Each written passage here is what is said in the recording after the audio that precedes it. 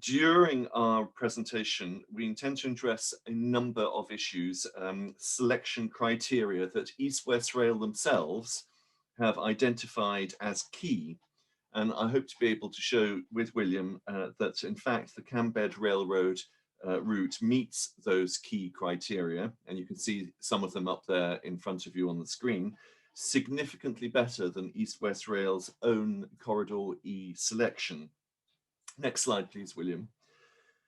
We set up Cambed Railroad back in 2017, and it was in response to the proposals by East West Rail for the central section of the Cambridge to Oxford Railway at the time. In a nutshell, we've been promoting a route alignment that runs from Bedford to St Neots to a new station at Camborne, and then northwards to Northstowe, the UK's newest town since Milton Keynes, also with a new station, and then entering Cambridge from the north. A small additional chord in Cambridge, then either takes trains back and forth to the eastern ports or south to the biomedical corridor from Addenbrookes, Cambridge South Station, Stansted, and onwards. This alignment meets the requirements of the National Infrastructure Commission, which said that the A428 and East West Rail should run in a single public transport corridor to maximize benefit to residents, obviously, and to the public purse. So in front of you is a map that shows the 2019 position when East West Rail consulted on 5 different route options, and they're shown here on the map as colored balloons. Also shown is the orange line running from Bedford in the bottom left to Cambridge in the middle right, which is the A428, and then in the middle of it there is a dotted orange line, which is the section between Black Cat Roundabout and Caxton Gibbet Roundabout, which is shortly to be dualled. Alongside that orange line, you can see for most of the way a black railway line. This represents the Cambed Railroad alignment. East West Rail eventually opted for option E, which did accept the Cambed Railroad alignment as far as Camborne. At Camborne, our routes diverge with initially the station planned by East West Rail regrettably in the wrong place to the south of Camborne, but there is clearly now their preference is to place it to the north of Camborne on the A428. So Cambed Railroad, we feel we have achieved another step in the right direction with regard to that. However, the errors of East West Rail are compounded by their continuing insistence on an entry to Cambridge from the south.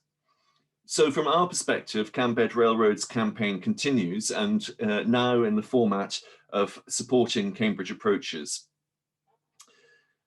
The next slide, please, William. During the consultation process, East West Rail made it really clear, both during the consultation and subsequently, that it would reconsider the matter of a northern entry into Cambridge should significant new information become available. And we consider that this has in fact happened. Next slide, please, William. This map in front of you shows all of the development in the area between approximately St Neots and Cambridge. They're in circles, which are proportionate to the population size. So you can see current settlements such as Cambridge on the right-hand side, the biggest blue circle, in blue. Those are current settlements. In red are settlements that have planning consent and are being built out currently. So Waterbeach, Newtown at further north of Cambridge, and Northstowe, and so on.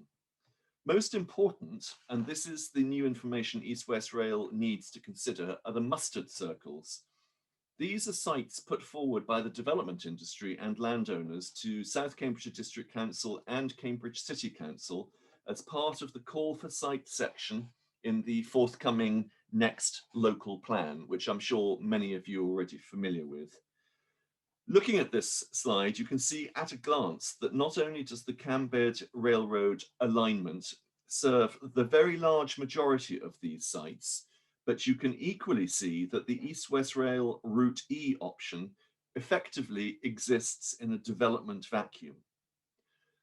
Those of you who know much about planning railways, and I do not count myself as one of them, know that planning and delivering a railway is about as much about enabling development as it is about getting people and freight from A to B. So for this reason, amongst many others, we believe that East West Rail needs to consider the northern approach in parity with the other routes it might currently favour.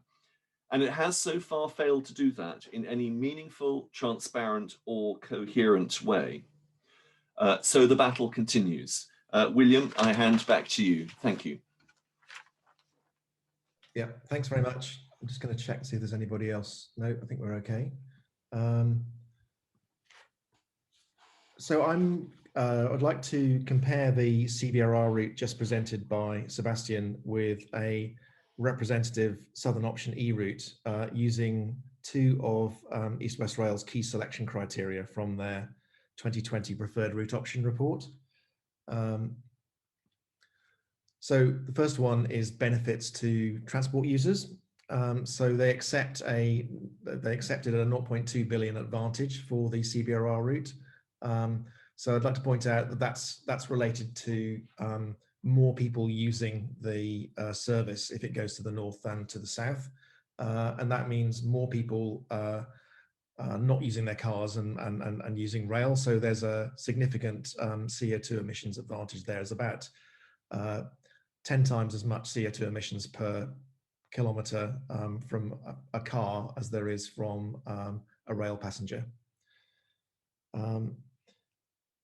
Secondly, in section 1630 of this route option report, they're saying that there's an additional cost for the CBRR route, and they give two reasons. So one is that it's longer, and the second is that there is an Olympic-sized rowing lake near Milton that has to be negotiated.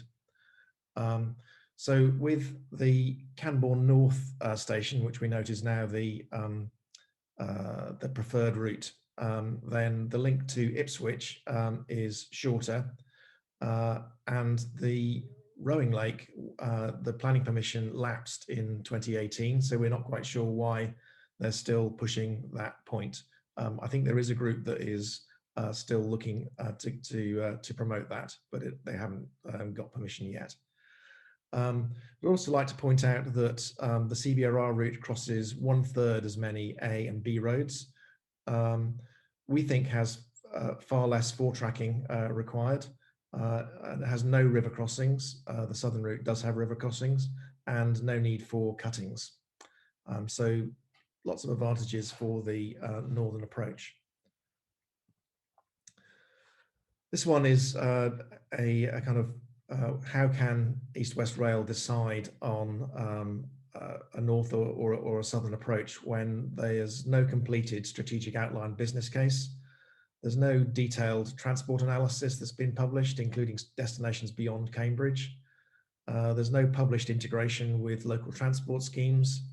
To be fair, they have now stated that the thing will be freight capable, but they've not considered the route past and east of Cambridge. Indeed, when we've asked them, they've said that's out of scope. There's no integration with any housing or economic plan, and there's no detailed environmental assessment of routes north and south. But nevertheless, they are saying they can decide on a southern approach. So I said they haven't done an environmental comparison. So here is an environmental comparison that we've done with the BCN Wildlife Trust. So what we've done is to look at two possible routes. So the red route is the route that we thought that they might consult on, and it turned out to be almost exactly what they have consulted on with the northern station in Cambourne. And I think that's happened because we were monitoring the survey requests that they were putting out, and so it became fairly clear what route that they were putting work into. And the green route is the one that Sebastian was describing, so that's the CBRR route. So while I'm here, I think it's worth talking about two different sections here for the later comments. So this is new track here, and then it joins existing track going into Cambridge. Similarly to the south, we've got new track here, some significant modifications on this stretch, but then existing track, albeit full tracked into Cambridge. So the issues in Cambridge and the issues out here are rather different, as I'll explain. The other thing I wanted to say here is that buried in the East West Rail consultation is their own comparison. So what happened is that this presentation was given to the minister, and we understand via Anthony Brown that they were asked to put in their own comparison. It's under the title, I think, Actual Facts or something. And one of the things to understand about that is their measurement point is Cambridge Station, which is some way south of the point B here. Point B is where the line, the options would come together to carry on to Newmarket, Ipswich and Felixstowe. So we think that this is the right comparison point when you're thinking about the impact of freight traffic, because freight coming in from the north wouldn't carry on into Cambridge. And there's a significant difference. So there's 1,200 or so houses between where they come together on Coldham's Common and Cambridge Central Station. So that's something to bear in mind when you look at the figures I'm about to present versus some figures you might see in the 2021 consultation. So the other thing worth mentioning on this slide is the Mullard Radio Astronomy Observatory is pretty close to the line, and we'll come back to that. And there are some Barbastell bats that are also quite close to the line. So again, we'll mention that later on. So the comparison we did works like this. So firstly, we counted the number of villages without a station within 500 meters of the line. And there were only 2 such villages on the CBRR route, while on the southern route there were 10. Then what we did, again, comparing the track up to Coldham's Common, we compared the residential areas in Cambridge and the length of track through residential areas in Cambridge on the northern route. From the north, it's mostly science parks and industrial. There is some residential there. From the south, there are several residential districts from Trumpington, a full 7 kilometres through to the Mill Road area, which freight trains would go through with the southern approach.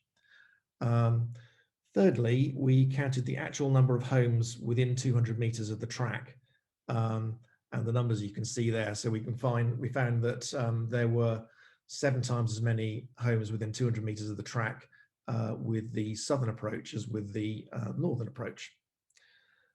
So the story with protected sites, so wildlife sites and ancient monuments, is similar. So these are figures produced by Martin Baker at the BCN Wildlife Trust. So you can see broadly there's about twice as many protected sites on the southern route as on the northern route.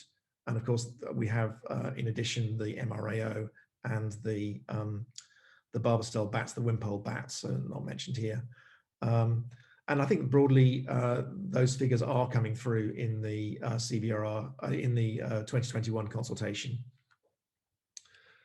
So I wanted to move on to talk about freight, which is something that East West Rail are studying. They haven't produced any report on it yet, but here's some thoughts about freight.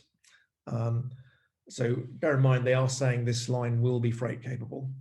So again, we have now an expanded map of the routes out to the east, which is showing how the impact of freight on communities could be reduced. So the red line is the southern approach.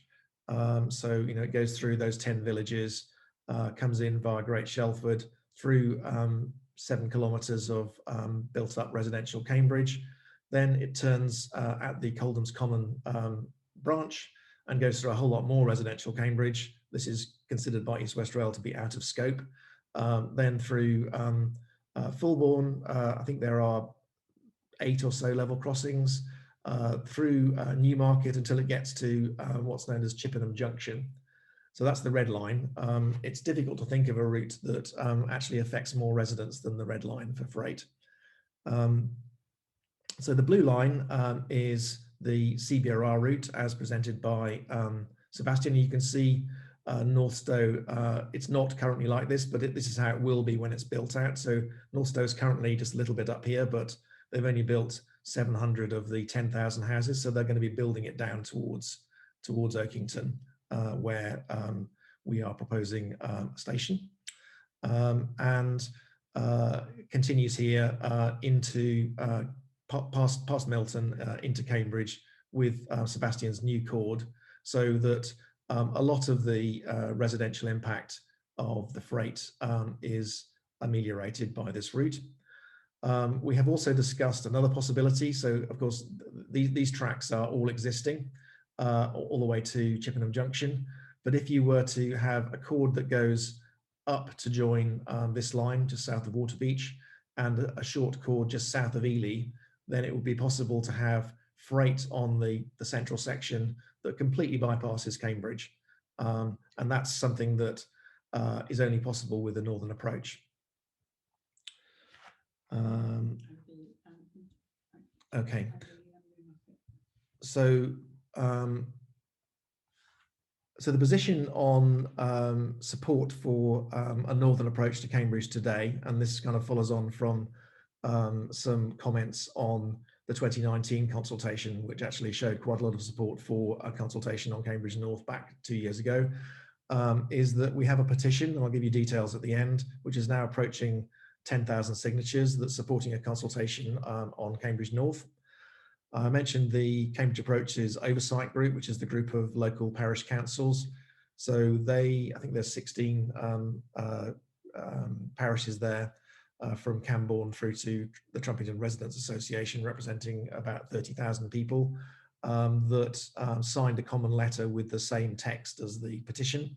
And that was sent into the Department of Transport, I think about a month and a half ago. We are also raising money for a potential judicial review at some point, and we're getting legal advice on when is the right time to do that. So again, we'll give you details of that at the end.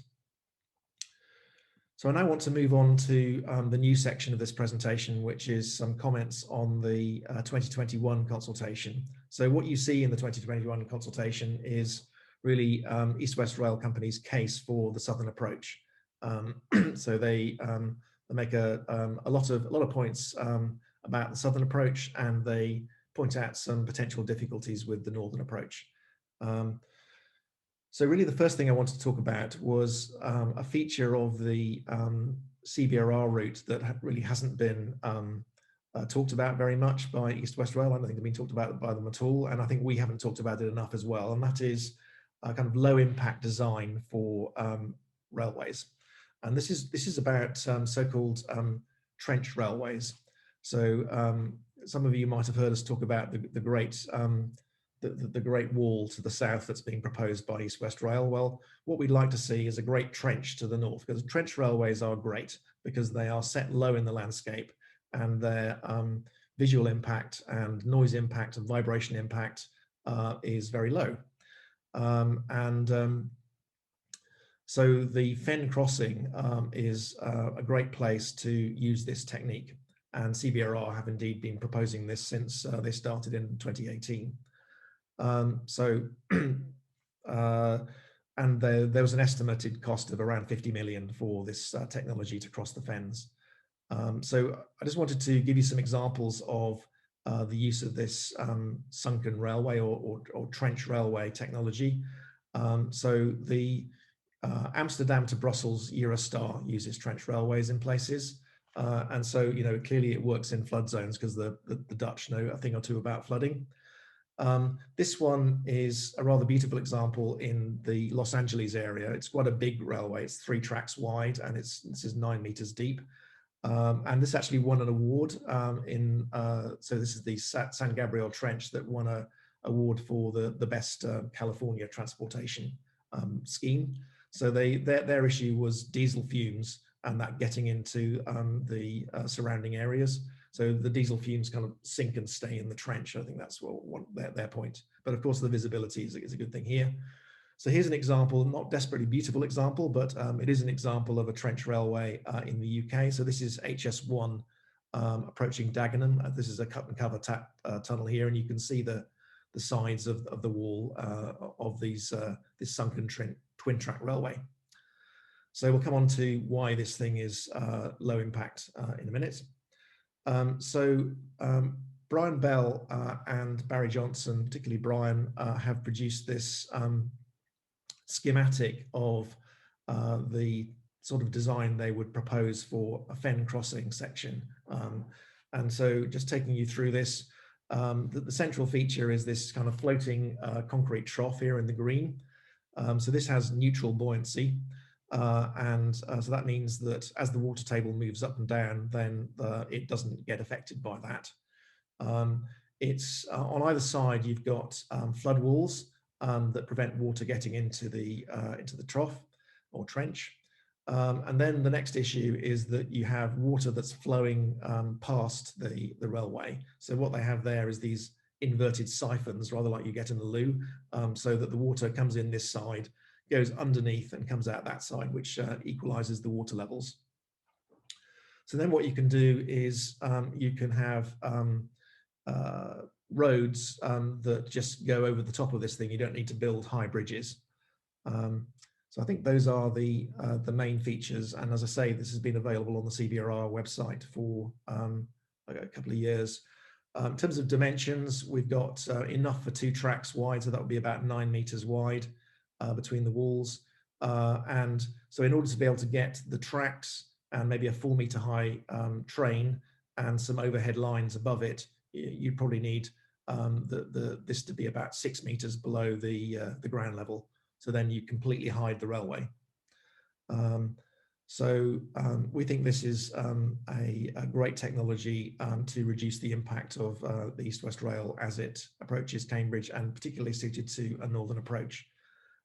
You would have to have some bridges across, certainly.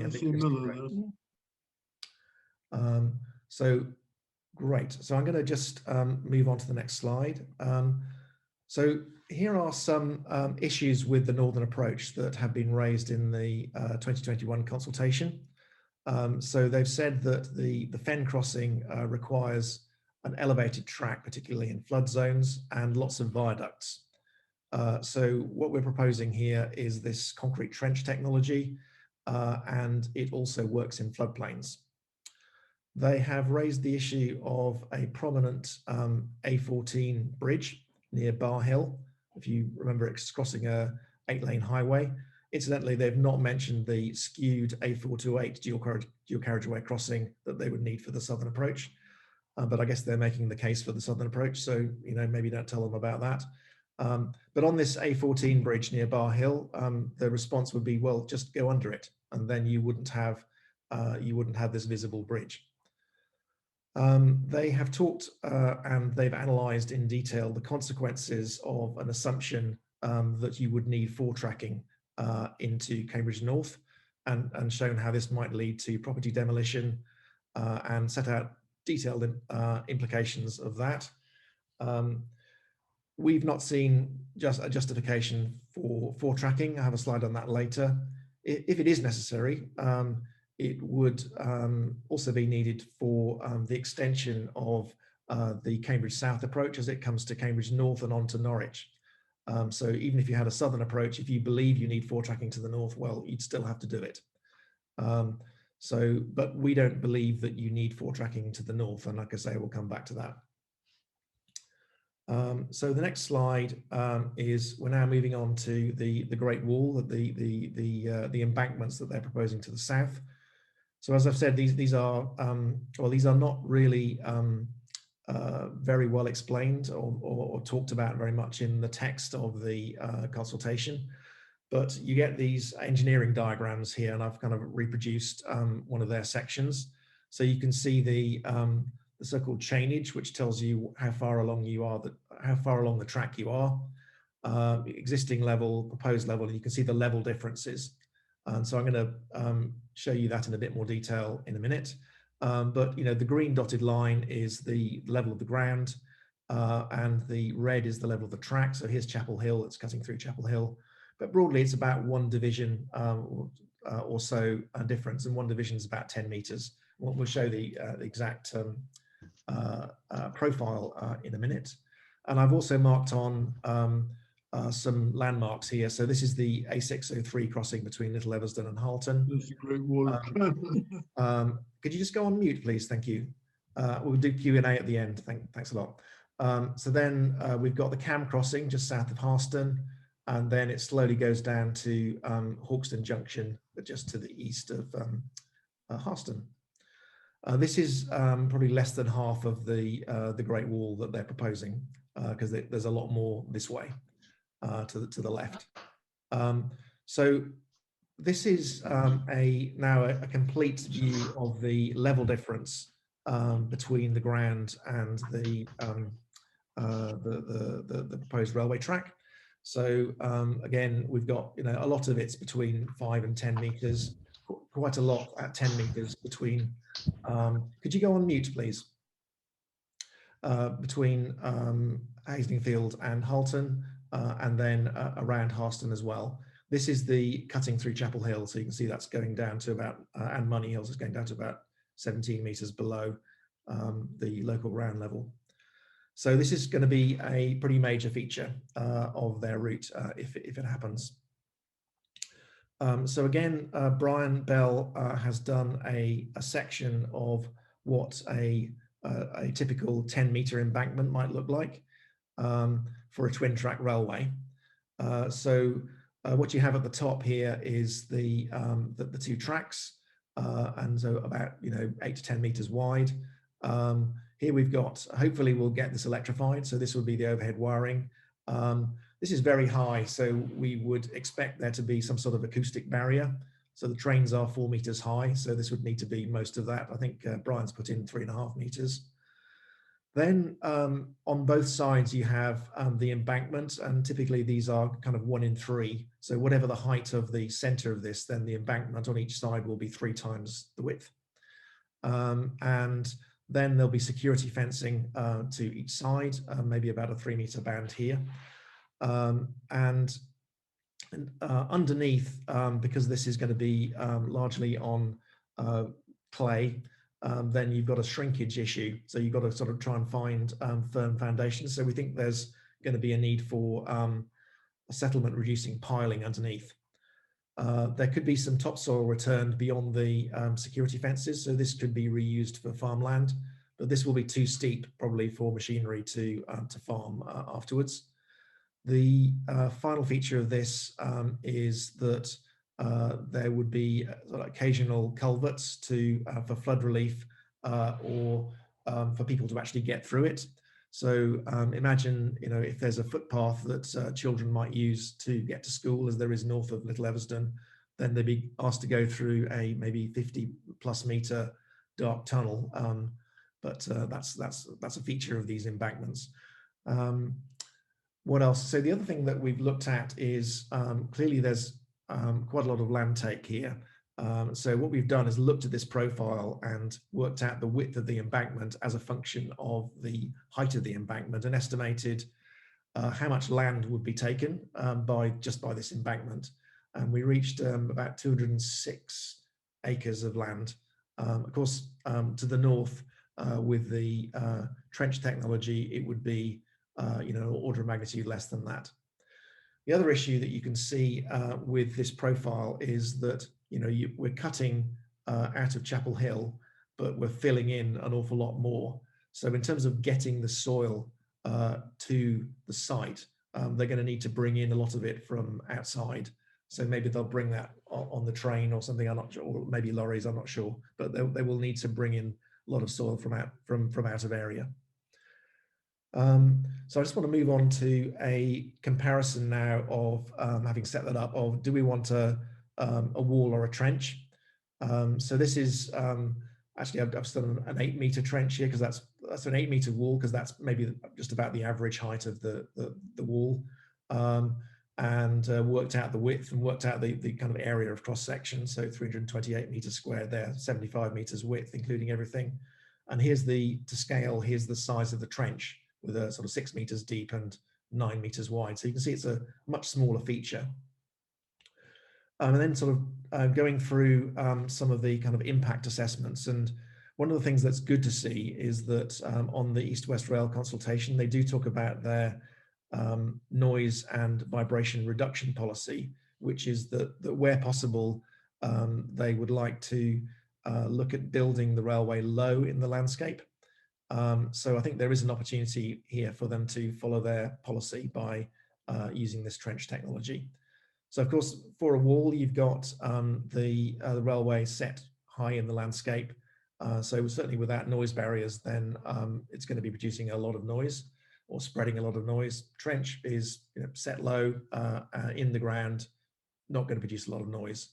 Visual impact's pretty obvious, high, low. Cost, well, there's a lot of construction required for the embankments, and actually, the same is true of the trenches. There's quite a significant amount of construction involved there, but I guess you can see that one is a hell of a lot bigger than the other.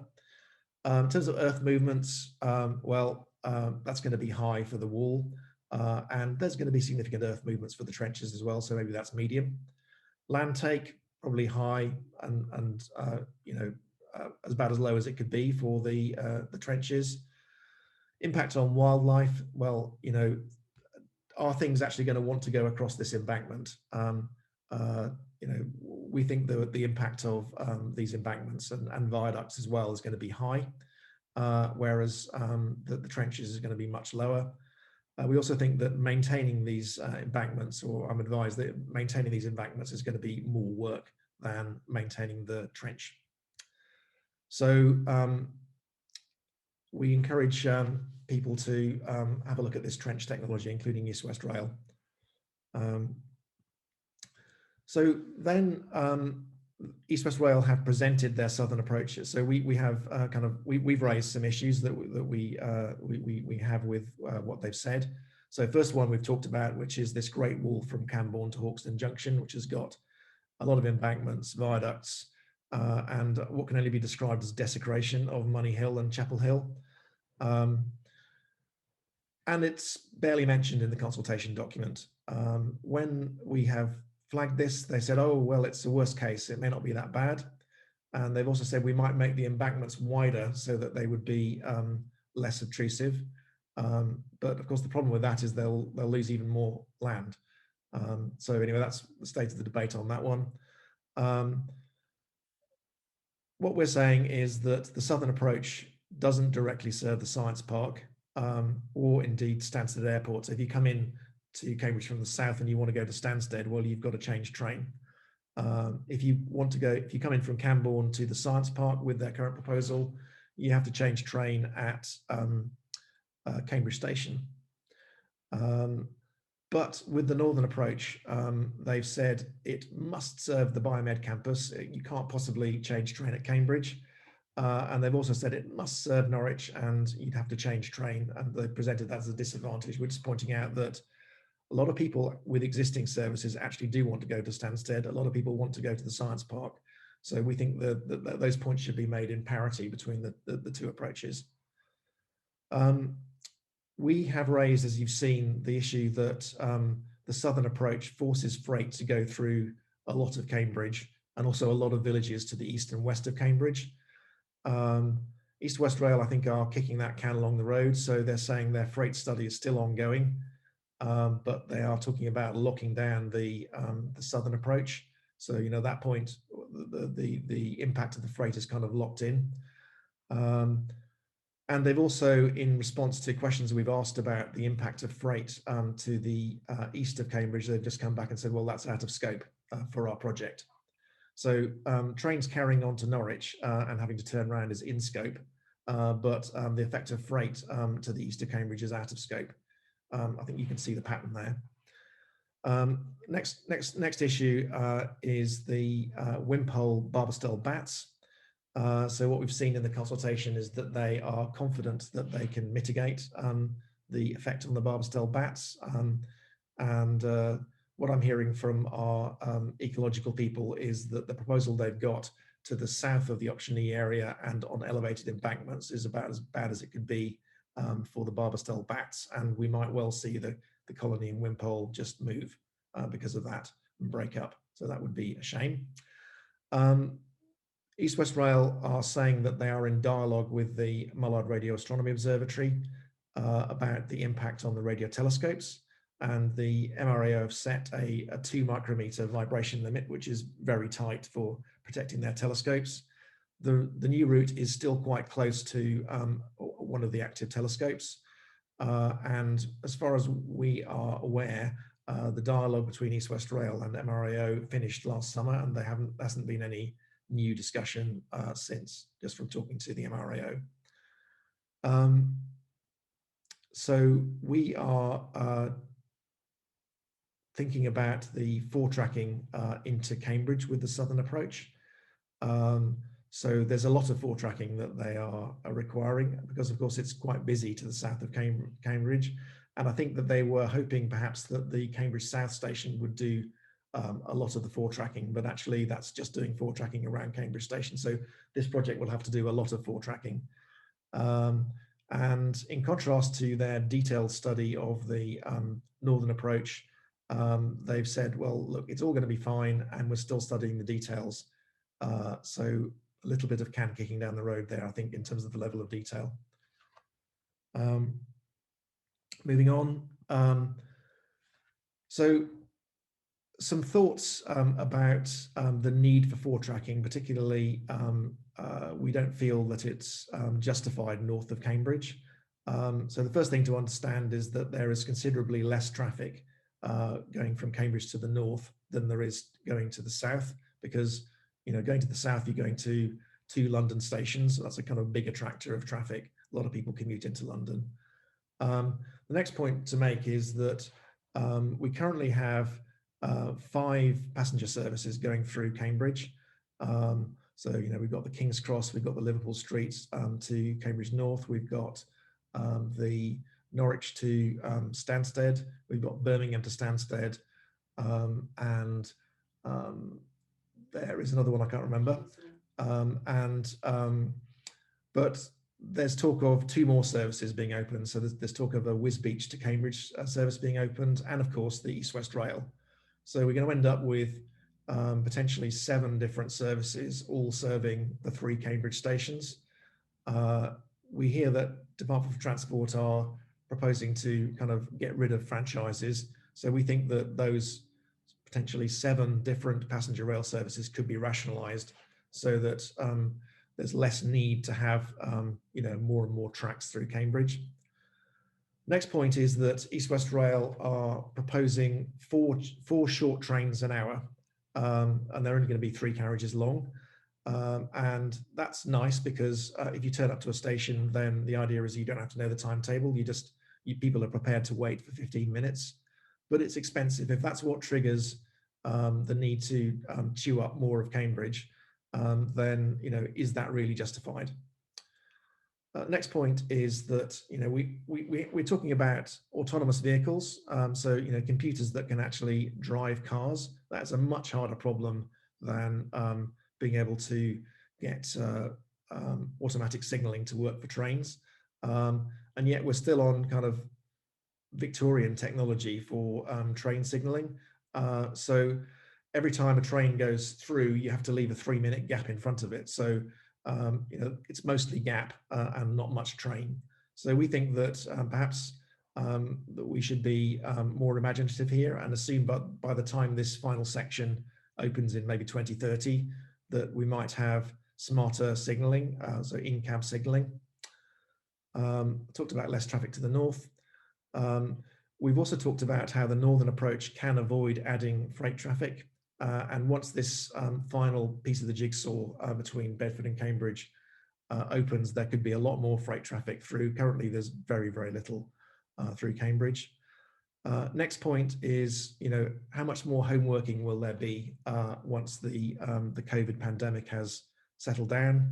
I saw a survey today estimating that there would be maybe 20% more home working. So that would translate to 20% less passenger demand. I've seen also 30% mentioned. So, is it right to be building more tracks through Cambridge at a time when demand is rather uncertain? final point is really, if you just look at a big city like London, they don't have all the trains going through the middle of London. I mean, otherwise the city would just be rail tracks. What they do is you get to London and you change train and go on local transport, underground or bus or something. And I think this lack of integration between East West Rail and local transport is a missed opportunity. I think it would be unfortunate if Cambridge headed to just being loads and loads of rail tracks all through the middle. It's already got quite a lot. So that's the end of the section on the new consultation. So just going back to the original presentation and sort of finishing up with some of the key points that we've made about the CBRR route in comparison with the southern approach. Cost and overall affordability, we don't believe that the northern approach is going to be more expensive, and indeed they have seemed to have withdrawn that statement in the latest consultation. The North Stowe station increases the transport benefits, 200 million. Sebastian has talked about how the northern approach can support economic growth and housing. The Science Park people support the route. So what am I saying here? CBRR support the Science Park, Innovation Centre and Central Cambridge and Biomedical Campus, either directly or indirectly. Delivery of new homes we've talked about. Environmental impact, it's just worth saying that, I presented the comparison, but the Campaign for Protection of Rural England, the BCN Wildlife Trust, and Cambridge Past, Present and Future, and indeed Natural England have all said, look at the northern approach. It's only really East West Rail that were saying that the environmental impact of the southern approach was lower, and they don't seem to be saying that now. So, summary of some of the benefits of the northern approach. So what we would like as a campaign is to help build consensus on the right approach to Cambridge by holding a fair comparison consultation on a northern approach to Cambridge. Okay, so some points about the campaign.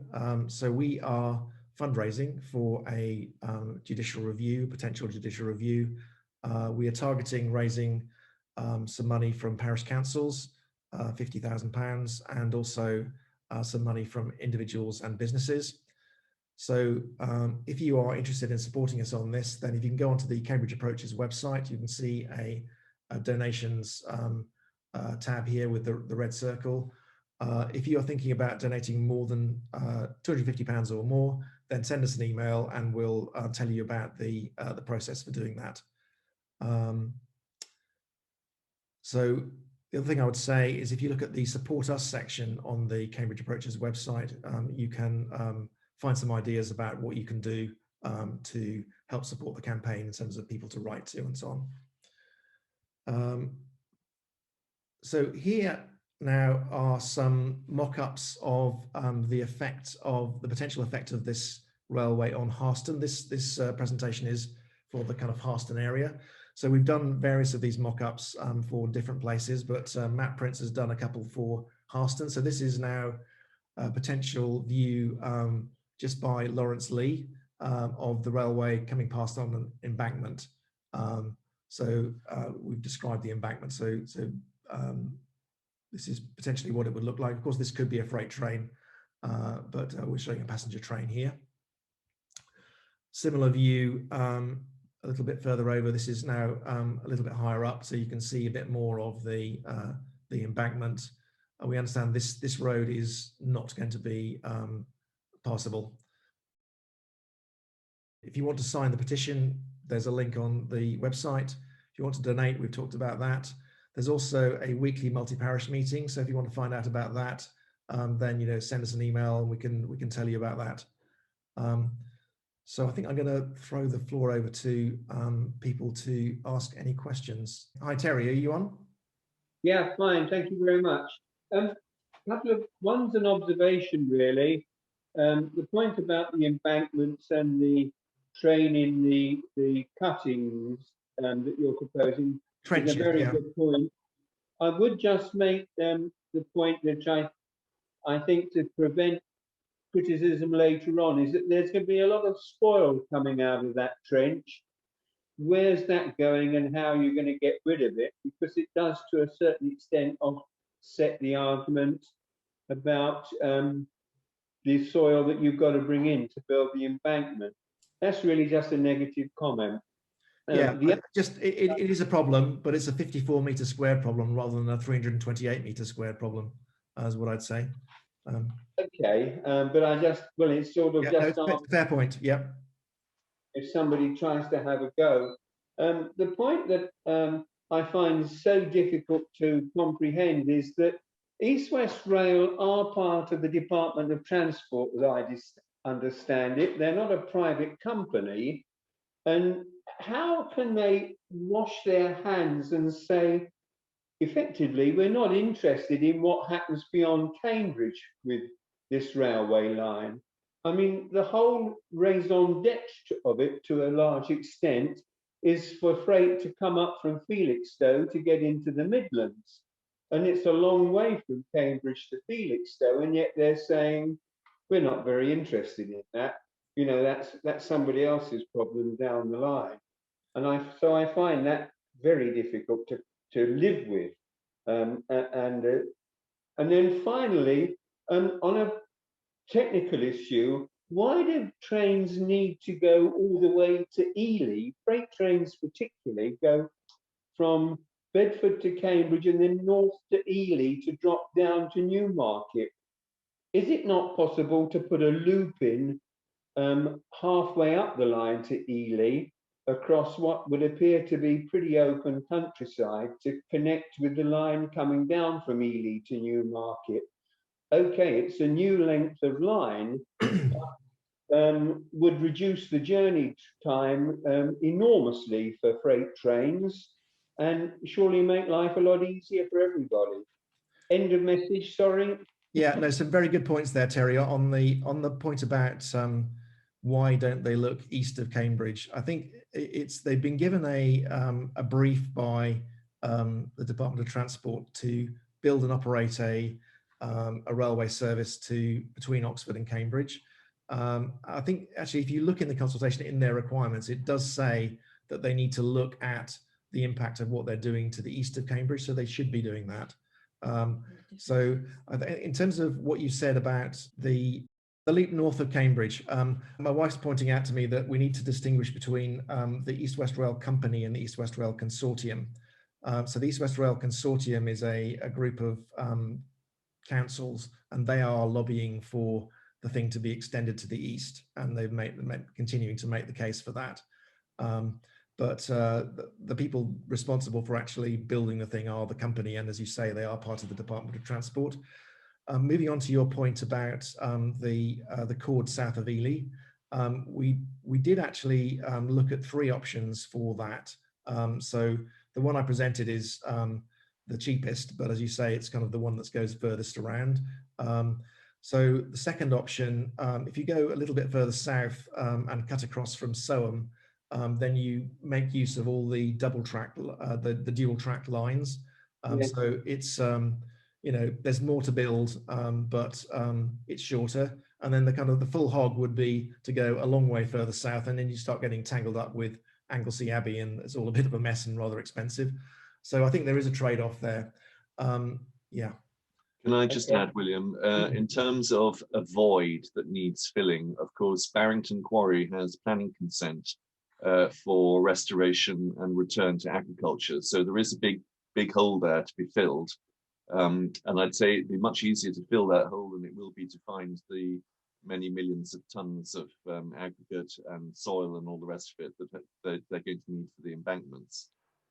And I think the other point I would make is that from East West Rail's perspective, it doesn't suit their argument to talk about what happens after Cambridge, because as we've seen, if it's a negative point for the Cambed Railroad proposal, they will use it even if it's beyond Cambridge. If it's a negative point for the option E, they simply say, yeah, it's not our scope.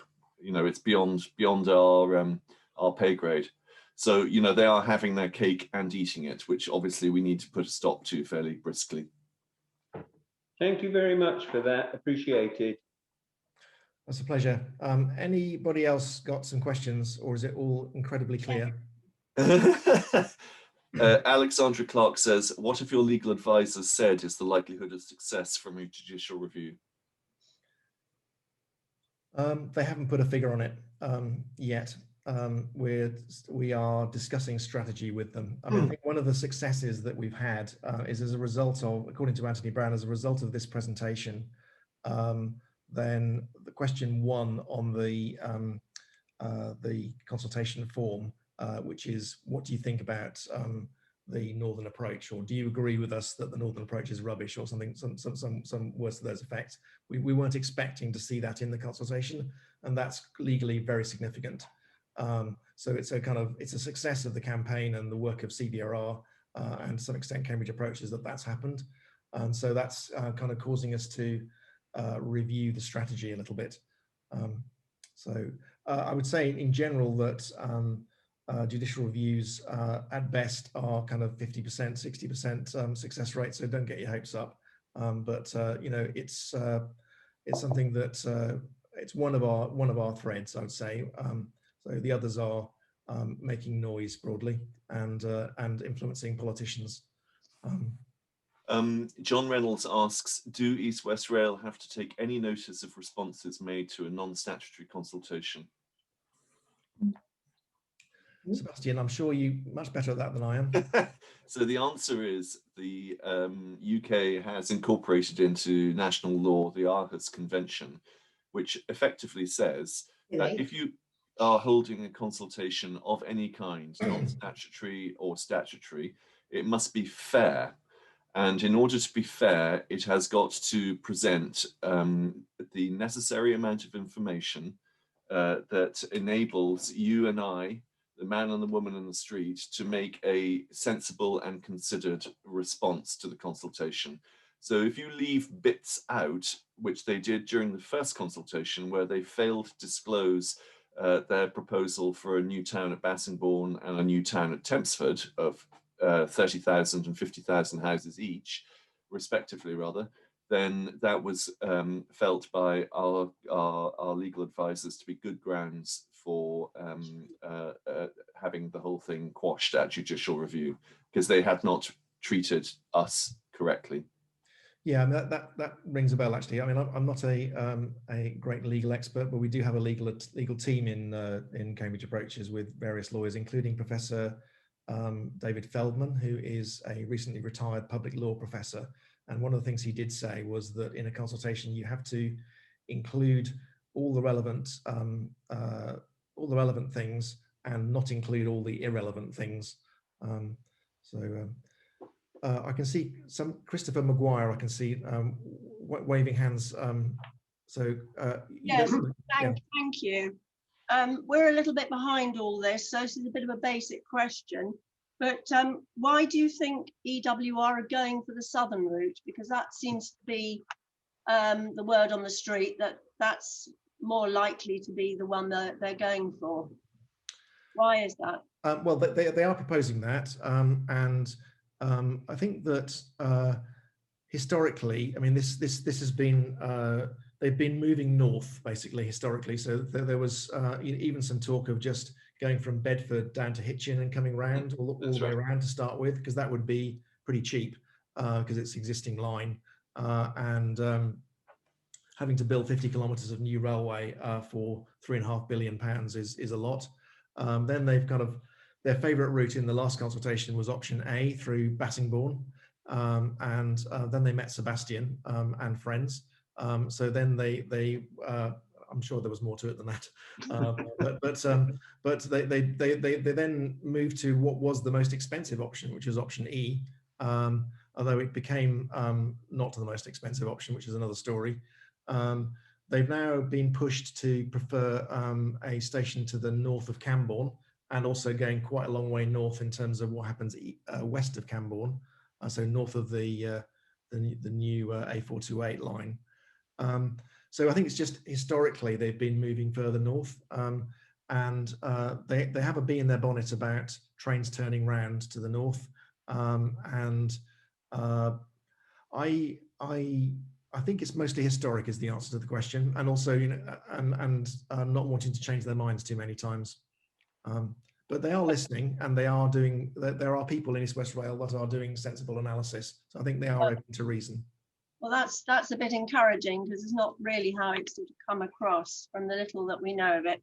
And I've got a question for the Cambed Rail site website, and that is, I went on it the other day and it's got out of date information. So it's got Heidi Allen as our MP, and then I tried to put an email to you with a question, and it came back as this is a spam. So I think something wrong with your website there. It is true that it is out of date. Unfortunately, we are very few, and so the focus actually has been now on supporting Cambridge approaches rather than Cambed Railroad, as it were, flying a separate flag, which I think is the sensible approach, because together we are running a coherent campaign with lots of people and communities involved. So we have updated a certain amount of our website, and the reason that we need to keep it up and running is because of all the links to the petition. The petition is important. So if anybody hasn't signed the petition, I do urge you, please, to get friends, family, neighbours, and the family pet, possibly not to sign it, but everybody else, it would be very welcome. All I would say is that having a wrong MP doesn't really stand you in very good odour. So it might be an idea. Yeah, okay. Yes, thanks for that. We are aware of the issue, and those things that need to be changed either have been changed or will be shortly. Right, thank you. I can see a hand up from Michael Heath. Michael, are you still there?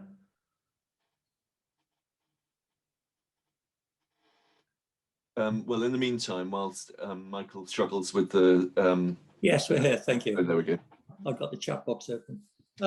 First of all, thanks very much for showing the picture of our house with the embankment behind it. I think my wife will have nightmares for the next week.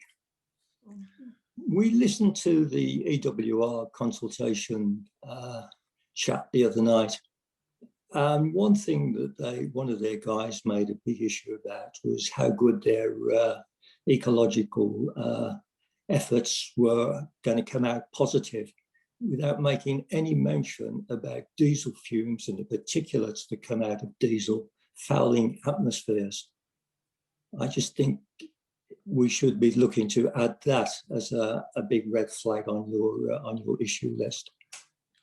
I think just to sharpen your kind of point there, on the passenger service, what they've got CS1, 2 and 3 in the consultation, and I think it's construction stage or something like that.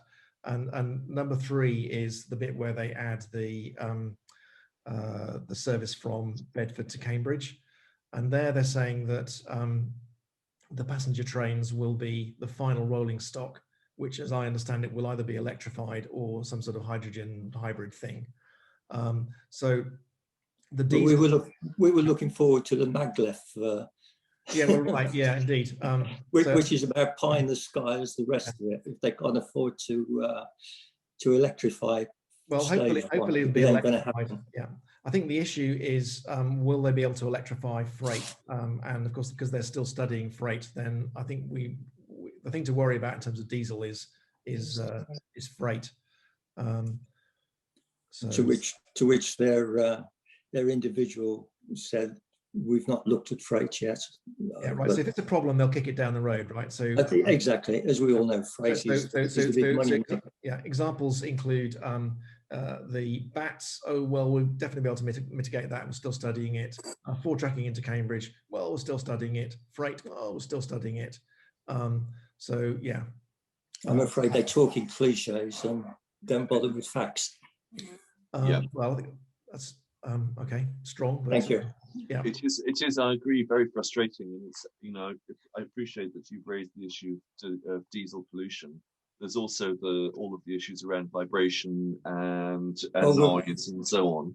Yeah, we're very aware of that in that embankment that's within throwing distance of the Yeah. back door. And you know, the fact is that for better or worse, we have all declared a climate emergency, and we are theoretically going to be carbon neutral by 2050. So this would seem to me, as I think somebody's already said, a regressive diesel technology. It's not forward-looking, which is, I hope you don't mind, Sean, it's an understatement. It's definitely not forward-looking. Have you guys been in contact with Anglia TV, BBC TV Anglia? Are you saying that you have not seen us almost nightly on the local news? No, I've seen you once, but then maybe I'm on the right side.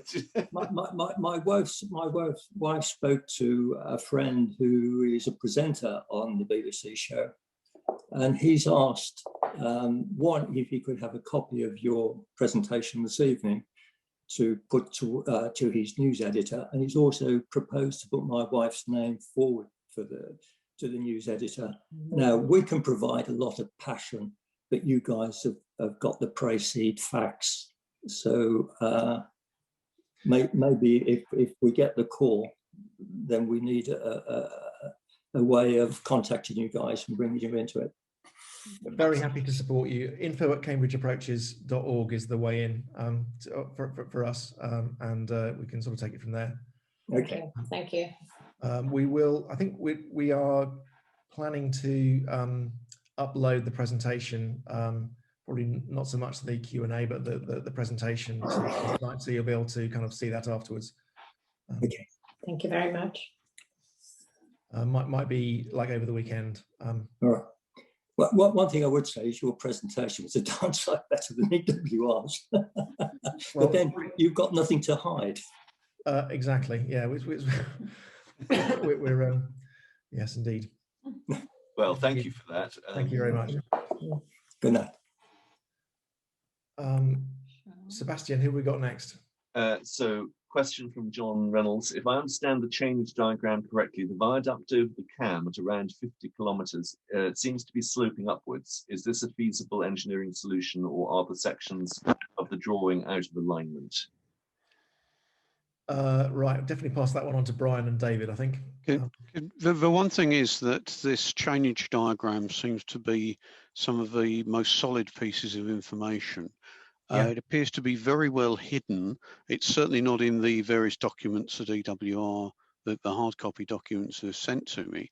And looking at that, if my understanding of the diagram is correct, it shows the viaduct running for about 400 meters. And within that part of the second line, it shows the length of various things, and it shows it rising. If I understand that correctly, one of the things that I think, as EWR are not willing to do it, is that there needs to be a very accurate understanding of what heights will be involved here. And one of the clear reference points of the heights will be where the embankment would need to be bridged over the A10. Because that presumably there are engineering standards that says if it's going over a road of that size, it needs to have a certain amount of clearance, and therefore anything they say regarding this is worst cases, that's one point that I think can be reasonably well stuck in the ground. And sort of the understanding of this diagram, when the gentleman from EWR was dismissing the claims of 10-meter Great Wall of China or Great Wall of South Cambridgeshire, you only need to look at the lower part of this chainage diagram, and it shows a significant majority of the 100-meter points being where the rail line would be more than 10 meters above the existing ground level. Yes, there's a few points there. I think that's why I did that plot of the different heights from Cambourne to Hawkston Junction. So you can see a lot of it is between 5 and 10 meters, and some of it is above 10.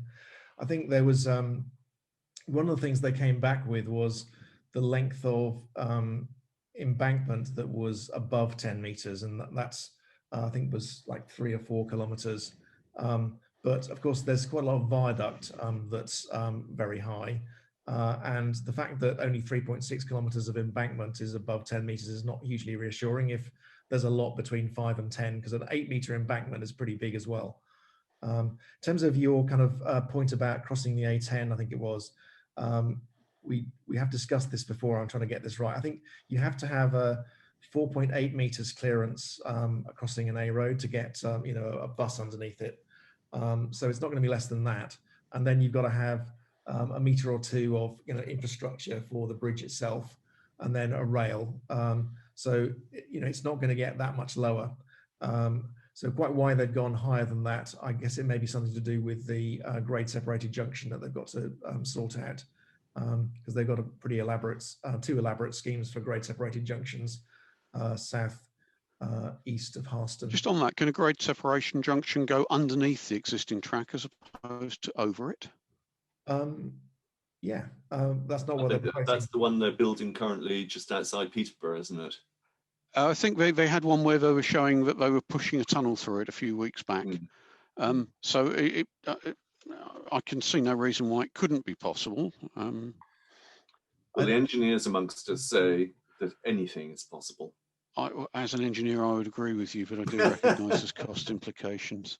But so, you know, again, the height necessary to clear the King's Cross line, if there is an overhead grade separation, again will give a fixed point on the height of the embankment. And you know, if they say, well, actually, you know, something can be lower, well, it's not going to go down and come back up in the space of a kilometre between the King's Cross line and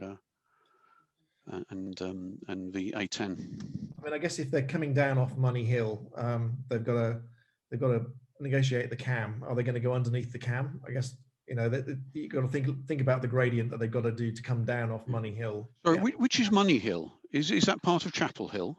Yeah, it's the nearest bit of Chapel Hill to Harston. Okay, so they're continuous, are they? They're not separate, Money Hill and Chapel Hill. It's just the first time I've heard the term Money Hill used. Further along the ridge, yeah. Right. Very beautiful up there. Recommend it. Well, it is currently. Suggestion that we try to get David Attenborough or Greta Thunberg on board. It'll certainly gain public attention and bad publicity for the plan. From Linda Churchman. It's an interesting idea, isn't it? Yep. We tried Chris Packham, but he seemed to be very tied up with HS2 and said, would we like to help him on HS2? That's yeah, if anyone knows anybody like that or we've got a line into them, then definitely interested. Famway has suggested Tom Heap, who of course is a local lad. Yes, I know Rupert was suggesting that. Are you on, Rupert? Yeah. Sorry. Is that Tom Heap as a potential figurehead for the campaign? I don't know whether you got anywhere with that one. No, we may have a problem because there's a gentleman who's his brother-in-law who's a councillor for Harston, and you might think there's a conflict there. Right. Okay. Yeah. Yeah. No, it would definitely be great if anyone's got any ideas or particularly any connections. Maria suggesting Tony Juniper. Yes. He's based in Cambridge, I believe.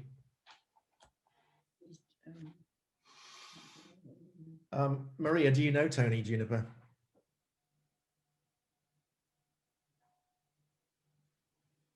I might be able to reach him. I will try. Okay. I'll try. Okay. That's all we can ask. Thank you. Yeah. There's also Sir David King, but it might be worth an approach, but I'm not sure. I think the problem that Natural England will have, because Tony Juniper is head of Natural England, is that they have a kind of statutory role in policing the railway. So when we've approached Natural England in the past, they've been very nervous about getting involved with the campaign, because I think that it undermines their position as a kind of policeman. Well, I think hence my hesitation here. Yeah. But it's on the other hand, it seems a no-brainer to try, because Tony is obviously a local. Well, he might be able to put us on to somebody else, because I'm sure he's well connected. Yeah. yeah, thanks for the thought and for saying you'll try. There are no further comments. I think we've covered all of them. And I'm just looking at the time, and perhaps if there is anybody else who's got a last question, now's your opportunity.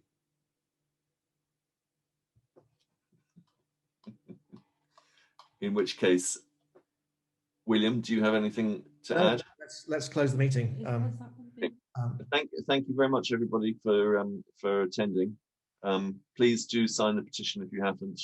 Please do consider making a contribution if you haven't, and do let us know if you have anything occurs to you that in terms of offers of help or questions that you didn't ask this evening. Yeah, info@cambridgeapproaches.org is a good place to start with us. If anybody's willing to leaflet drop, that would be a help. Stephanie. Yep. Excellent. Okay. Well, thanks very much, everybody. Thank you. Yeah. Bye-bye. Good night, everybody. Good night.